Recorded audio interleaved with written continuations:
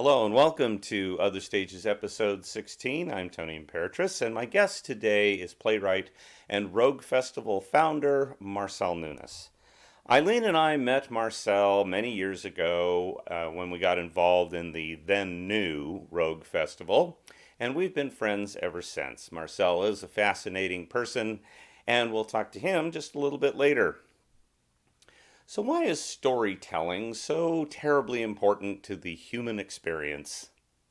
Think of all the ways we tell stories. There's plays, there's movies, there's stand-up comedy, songs, symphonies, operas, musicals, TV shows, one-person shows, webisodes, podcasts, paintings, sculptures, and of course the list goes on and on and on.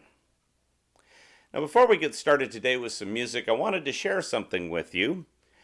This is the Porta Organ, and it is my latest creation. I've been working on it for the better part of this past year. It is a one manual organ, you see on the top, and a MIDI keyboard controller that's running a sound module that is filled with pipe organ voices. They sit on a custom stand that I made from discarded plywood. The pedal board and the bench were taken from an old home organ, and I rewired the pedal board to be a MIDI controller that will work with the entire system. With the whole thing put together, it is highly portable, and it's an ideal platform for my original ambient music.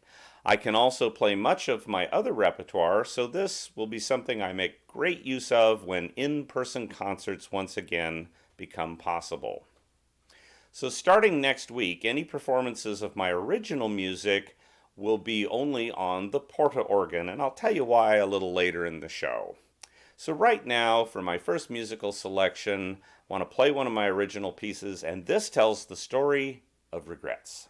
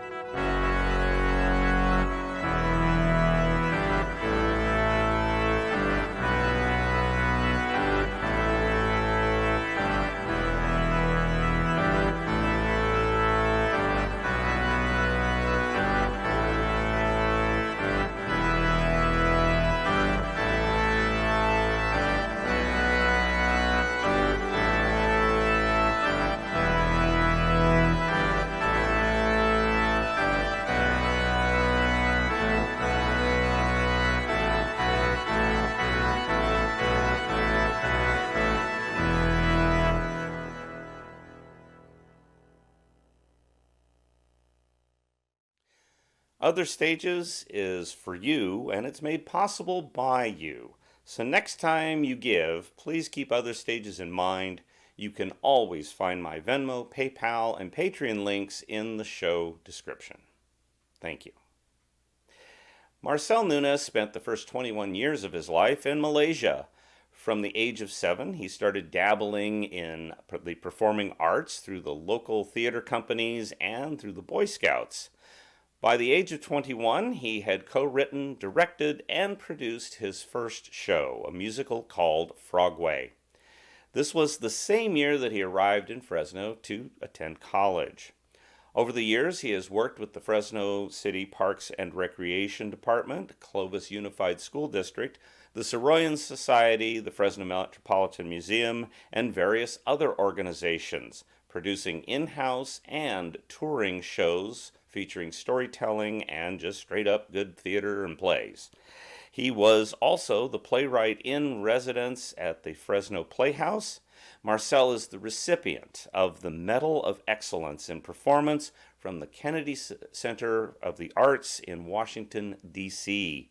He is the founder of Theater Journique and the Rogue Festival. Marcel considers himself primarily a writer, penning over 70 different works for stage, screen, and radio. So please enjoy my conversation with Marcel Nunis.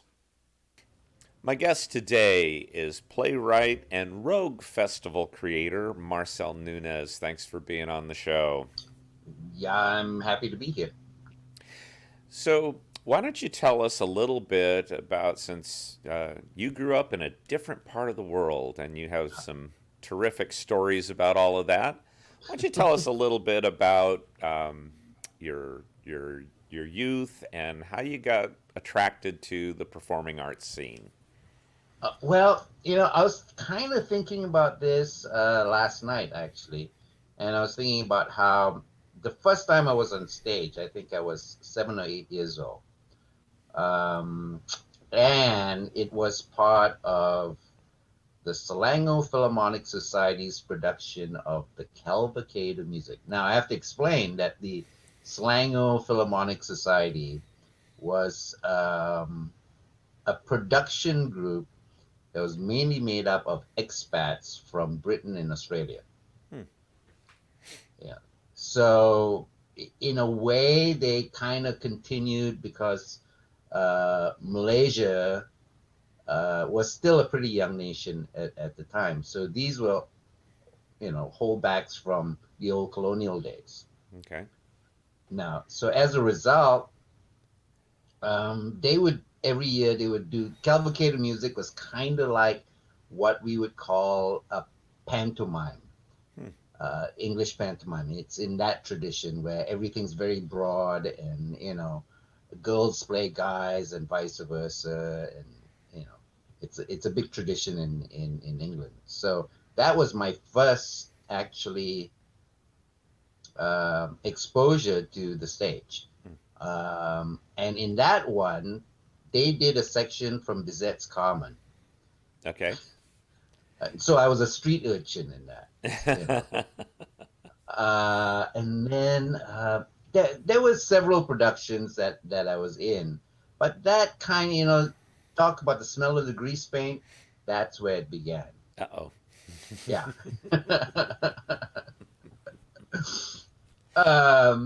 And then I was in the Boy Scouts, and in the Boy Scouts, somehow or another, I was one of 2 or 3 people who was tasked with doing the annual campfire. The annual campfire was one of those things where our scout troop would invite the scout troops and Girl Guide troops from all over the city to join us in a campfire. So there's a lot of singing songs and a lot of like sketches and, things like that. And then I really jumped into it when I was about, I was about 19 or 20 and decided to write a musical. Okay. And I was writing a musical with probably one of the premier jazz players and composers in Malaysia, Mike Virapet.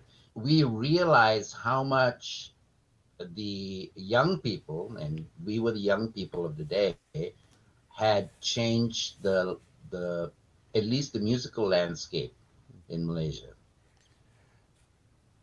So because before that it was all like kind of bubblegum music, was a Mm-hmm. big thing. High pop was old Bee Gees songs. That was Okay. high pop, All right? right. This was during that ballad, their ballad thing before the disco Right. thing, Right. right? And whereas here, Mike was introducing jazz rock, Mike and his friends were introducing jazz rock and all that. And the musical that we wrote, Frogway, was about a singing frog. Basically, it's a Star is Born, but with an amphibian. And so the premise of the story is he starts out in this small pond and gets ostracized because he dares to sing. Okay. And sing is a four-letter word in frog among the frogs, right? Okay. So he and his friend hop on a log, they go downstream, they go to the swamp, and they make it big. But making it big also involves nefarious intake of sunflower seeds. Oh my. Yeah. Um, and then he decides to go back to the pond to make up with his dad, and but that's the basic premise of the show. Mhm. The thing that we had decided collectively was all the music in the show, although there were sort of Broadway kind of elements to it, Mhm. because it was called Frogway after all. Sure. Uh, but most of the music in it would be music that we liked, contemporary music that we liked. So there was a lot of R&B in it. There was some jazz rock. There were some power ballads in it. Okay. Yeah. And so that was it. So we produced and directed and did that whole thing, and inadvertently discovered that it was the first English uh, musical that was written, produced, and done by first generation Malaysians. What do you feel is kind of the genesis of your particular playwright style? Um, Good question. I I actually don't think I have a style. Really? I Yeah, I actually don't think I have. I have themes Mm-hmm. that I explore. There are common themes that I explore throughout the works that I do. But I have a tendency of trying out different genres. Mm-hmm. So musical theater is one kind of genre, for instance.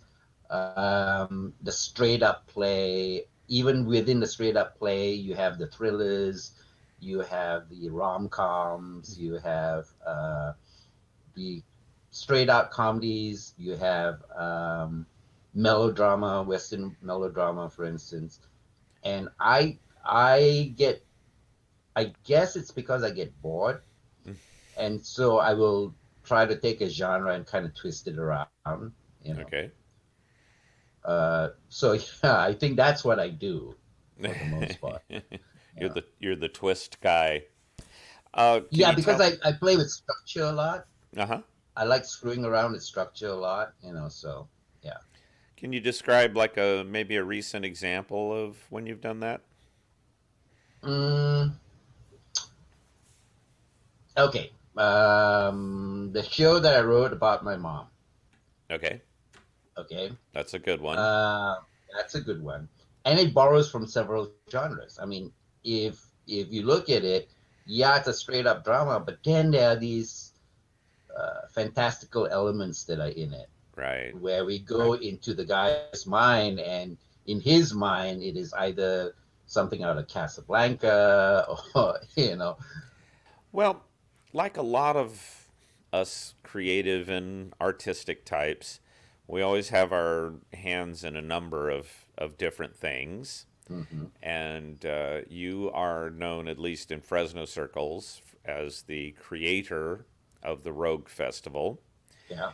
And for the members of our audience that don't know about the Rogue Festival, why don't you tell us a little bit about how that all came about and your involvement in it?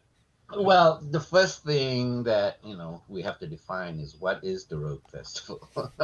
I've been trying to figure that out myself. Yeah, so it's a smorgasbord of performance. Mhm. I guess that's there's one time someone asked me, I said, think about it as the dim sum or the tapas of performance, where you're going to get a sampling, like a really intense sampling of different kinds of foods, where but in the Rogue Festival, you're going to have an intense sampling of different kinds of performance. Mm.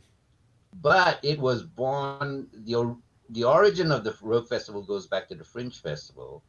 That in the origin of the Fringe Festival started out in Edinburgh in 1947, I think. Mm.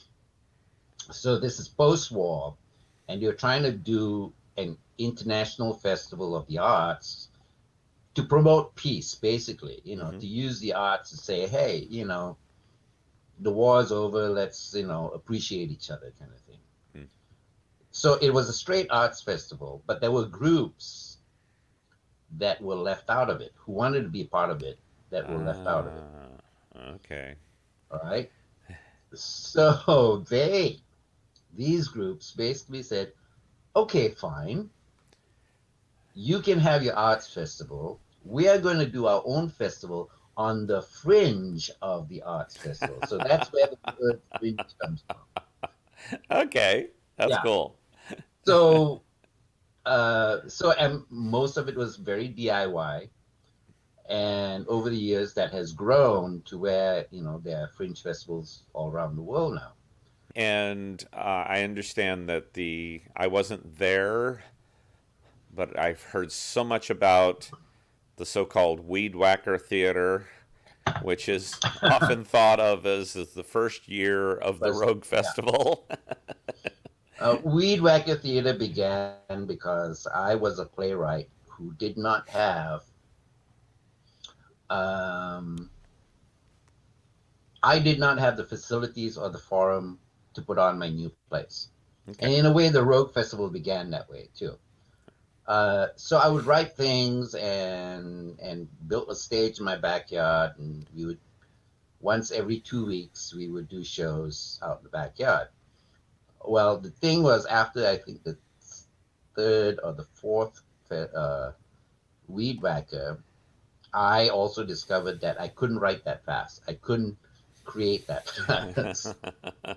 So I started inviting my musician friends and friends who had other things that they wanted to muck around on stage with to do stuff, right? And it was an open invitation to the neighborhood and friends and family. We would have 2 barbecues and several ice chests, and we basically said, yeah, bring your own, and make your own. Here are the 2 barbecues. Here's the ice chests. So it kind of began with that, and it ran for 7 years. Mm-hmm. You know, um, you have gone through a recent little health event, we'll call Yep. it. Most of my viewers know that I've had more than one too. So, tell us a little bit about kind of where you are now. You're trying to get back on track, and how's that Yeah, working it out? was about a month and a half ago. What happened was, and it hit all of a sudden. Yeah. There's something that happened, and it was an aortic aneurysm.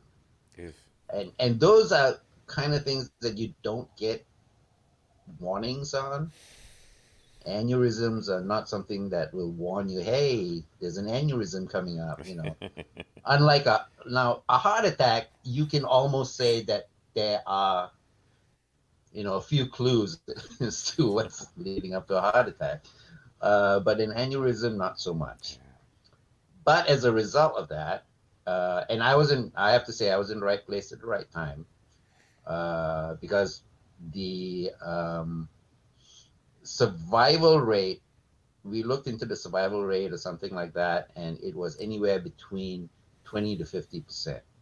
oh, you don't want to look Yeah, up the stats. yeah. Yeah. I mean, this is the same thing that killed John Ritter. Right. And so, Yeah, yeah, looking up the stats, maybe not the best plan. yeah. But because of that, and then they had to do an angiogram, and because of the angiogram, discovered that I had blocked arteries. Hmm. So 3 surgeries later, I am, triple bypass guy now. Oh, What's strange about that, though, is when I was in the hospital, they kept looking, and this could be a comedy in itself. They were they were looking, because you have to have something to nail it on, right? There right. has to be a cause, right? Okay. So they were looking for diabetes. Nope, wasn't diabetes.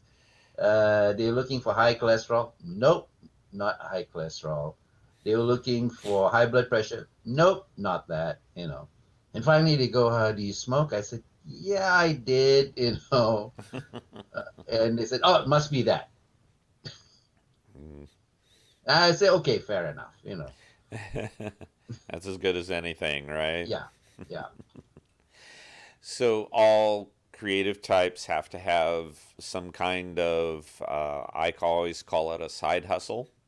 Yep. Some people call it a day job, but generally, most of us have to have something beyond our Something on the creativity side. Yeah, to pay the bills. yeah. So, how have you found your path to a bill paying career while still pursuing your creative pursuits? I have to say, I've been really, really lucky that all my side gigs, all the things that I've done to pay the bills have all been related to what I was trained in doing. Hmm. In the early days, I was doing storytelling, for instance. I did a storytelling program out in the schools in the county. Hmm. One of my favorite jobs, actually. That was, uh, but it wasn't just going to schools and telling stories, but it was developing storytelling programs for the schools Oh, okay. as part of their language and English curriculum. So yes, I would go and tell stories, but also give them, very basic things about structure of story, and how every story has got to have a beginning, a middle, and that kind of thing. And at the end of the program, the kids were the ones who had to tell us stories. So for them to develop those things. So that was one of the jobs that I had. I've also had jobs where, well, the last real job that I had was when I was teaching at the sanctuary. Uh-huh. But even then, I was teaching theater. I was teaching everything that I was trained to teach, basically. Hmm. So, what do you think it means to be a successful artist? I don't know about an artist. I've never called myself an artist. I think at best I'm a craftsman. Okay. And someone asked me, "Why do you call yourself a craftsman instead of an artist?" I said, "Because I like getting paid. Artists don't get paid. Craftsmen do." Okay. you know. And also because I actually truly believe that, one, some of my work may transcend to become art, right? Not everything that we create is art. I mean, sometimes we create stuff just because of the fart jokes, in it. yeah. So, if there's a Um, number of fart jokes, so you can't call it art. well, you can if it's in tune, you know. All right. It's a symphony of farts.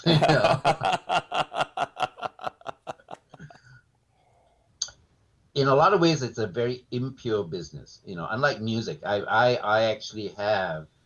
Um, I'm jealous of musicians because they can write and they can perform. Boom, right? And And that can transcend. They don't even have to have words. In fact, a music that transcends very often do not have words, right? It's pure emotion, Hmm. that's coming in the way of sound.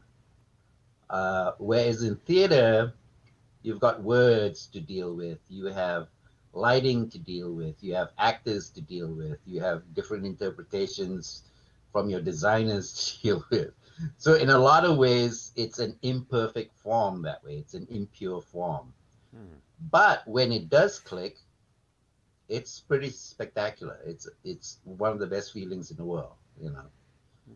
Um, but where creation is concerned,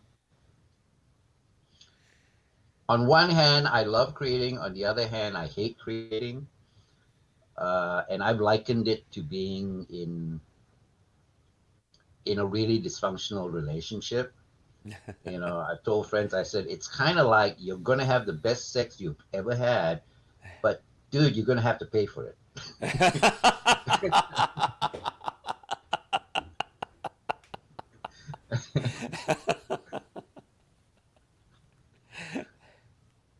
That is either the most real definition of theater I've ever heard, or I don't know what.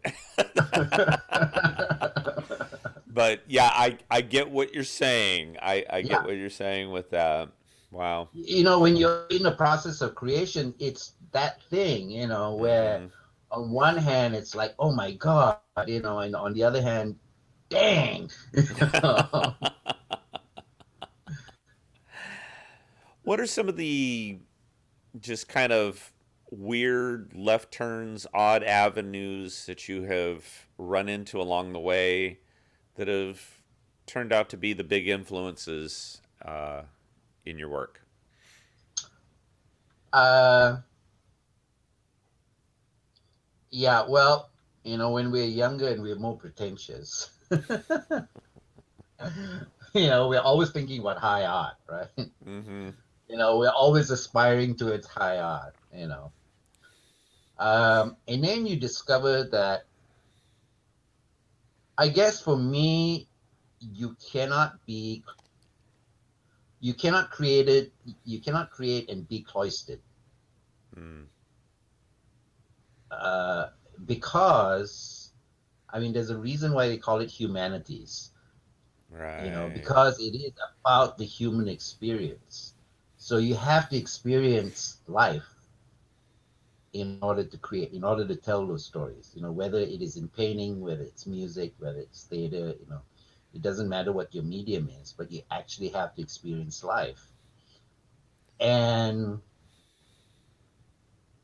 the worst experiences in life give you the sweetest stories, Yep. you know? So you have to experience those things, You cannot shy away from it. It's kind of like this thing when I went to hospital this time. I was in the ambulance. And as I watched my house go away in the back window of the ambulance, I kind of like decided for myself. I said, I have to be present with whatever's going to be happening now. I cannot, I cannot project forward. I cannot pull from the past. It all has to be very, very present. Mm. And part of that process is also letting go and releasing any resentments I had, and hopefully, resentments that other people have had of me. So the entire ambulance ride allowed me that process, to where when I did get to the hospital, I was almost in a state of Zen. Hmm. And I likened it to when I'm in a state of Zen when I just start creating. Because you're creating everything that you create, even though you're pulling from the past and all that, but you're creating in the present. Well, you know what? We have now run out of time, Okay. and it always goes by too fast. Thank you so much for being on the show today. So, my next musical selection is a piece I premiered several weeks ago, and I wanted to give it another shot. This is called Awakening.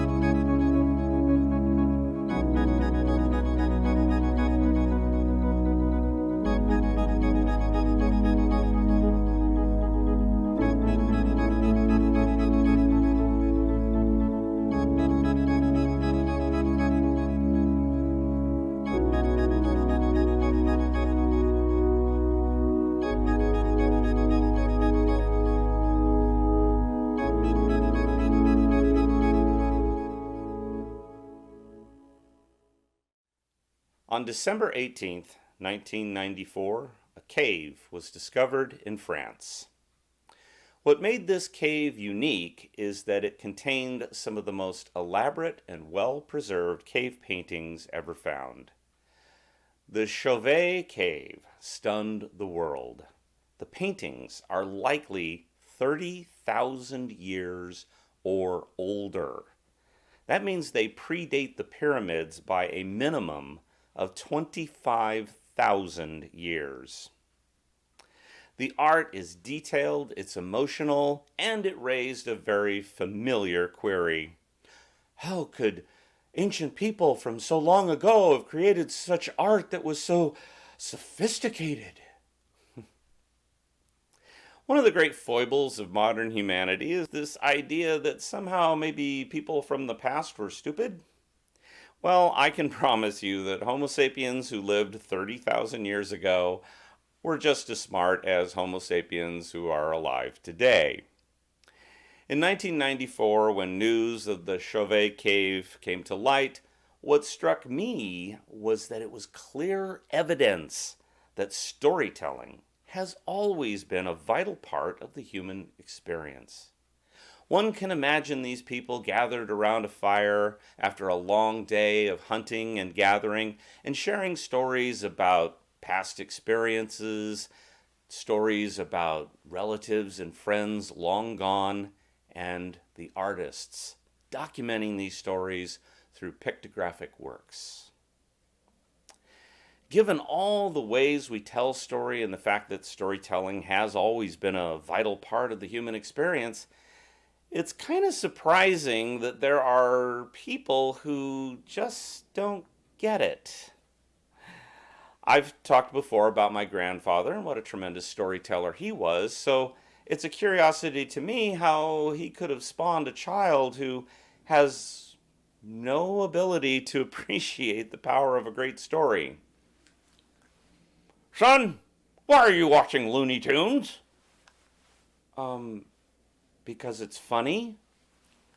You do realize that none of the coyote's contraptions could ever possibly work.